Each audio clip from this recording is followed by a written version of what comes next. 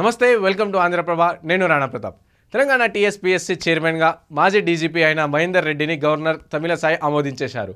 So రీసెంట్గా చూసుకుంటే TSPSC chairman ఏదైతే జనార్దన్ రెడ్డి ఉన్నారో, సో వాళ్ళు ప్రభుత్వం చేంజ్ కాగానే అండ్ టీఎస్పీఎస్సీలో జరిగిన అవకతవకలు కానీ ఎగ్జామ్స్కి సంబంధించిన ప్రశ్నపత్రాలు లీకేజ్ అవ్వడం, సో ఈ నేపథ్యంలో టీఎస్పీఎస్సీ మాజీ చైర్మన్ అయిన జనార్దన్ రెడ్డి రిజైన్ చేశారు. అండ్ దాని తర్వాత అతనితో పాటు సభ్యులు కూడా రిజైన్ చేశారు.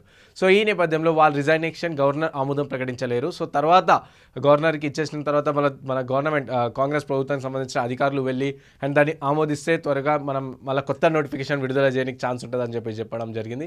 సో దాని తర్వాత గవర్నర్ కూడా దాన్ని ఆమోదించారు. దాని తర్వాత కొంతమంది స్క్రీనింగ్ కమిటీతో కాంగ్రెస్ గవర్నమెంట్కి చెందిన కొంతమంది సభ్యులు కానీ, ఇటు సిఎస్ శాంతి కుమార్ కానీ, అటు తిరుపతి కానీ, ఆర్ఎల్స్ ఇటు నిర్మలాదేవి కానీ, సో వీళ్ళందరూ కలిసి స్క్రీనింగ్ కమిటీగా ఏర్పాటై సో టీఎస్పీఎస్సీ చైర్మన్ కోసం కొత్తగా దరఖాస్తులు కూడా పెట్టారు. సో ఈ దరఖాస్తుల్లో చూసుకుంటే 50 మెంబర్స్ వరకు అప్లై చేసుకోవచ్చు చైర్మన్ పోస్ట్కి.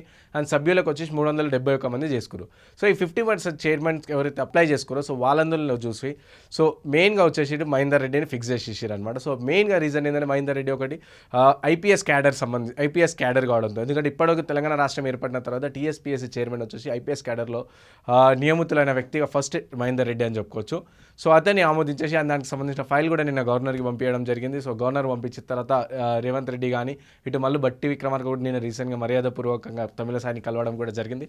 సో దాని తర్వాత వారు ఆమోదం ప్రకటించారు. అండ్ ఇప్పుడు ఫైనల్లీ టీఎస్పీఎస్సీ చైర్మన్ వచ్చేసి మహేందర్ రెడ్డిగా ఫిక్స్ అయిపోయారు అనమాట.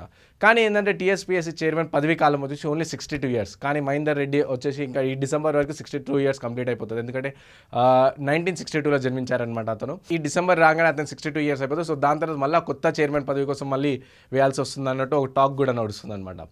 సో ఓవరాల్గా చూసుకుంటే ఇటు మహేందర్ రెడ్డి వచ్చేసి మనకి ఖమ్మం జిల్లా వాసి, సో మెయిన్గా తెలంగాణ జిల్లా వాసి. అండ్ ఆల్సో చాలా వరకు ఇటు 2020లో చూసుకుంటే ఇండియాస్ టాప్ 25 ఐపీఎస్ అధికారులు చూసుకుంటే మహేందర్ రెడ్డి 8th పొజిషన్లో ఉన్నారు, 8th ప్లేస్లో ఉన్నారు అనమాట. సో ఈ నేపథ్యంలో చూసుకున్నందుకు సో అందుకే అతన్ని ఇటు టీఎస్పీఎస్సీ చైర్మన్ ఇంకోసారి ఎలాంటి అవకతవకలు జరగకుండా సో ఎగ్జామ్స్ కూడా కరెక్ట్ ప్రాపర్ మేనర్లో జరగాలని చెప్పేసి ఒక ఐపీఎస్ అధికారిని పెట్టడం జరిగింది అన్నట్టు తెలుస్తుంది.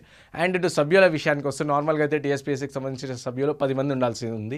సో అందరు రెసిగ్నేషన్ చేసి ఓన్లీ ఇద్దరుగా మిగిలేదు. సో ఇప్పుడు చూసుకుంటే ఈ స్క్రీనింగ్ కమిటీ కూడా కొంతమంది పేర్ల ప్రతిపాదన ఇచ్చినట్టు తెలుసు. సో త్వరలోనే ఈ టీఎస్పీఎస్సీకి సంబంధించిన సభ్యుల పేర్లు కూడా రిలీజ్ చేసే అవకాశం ఉంది.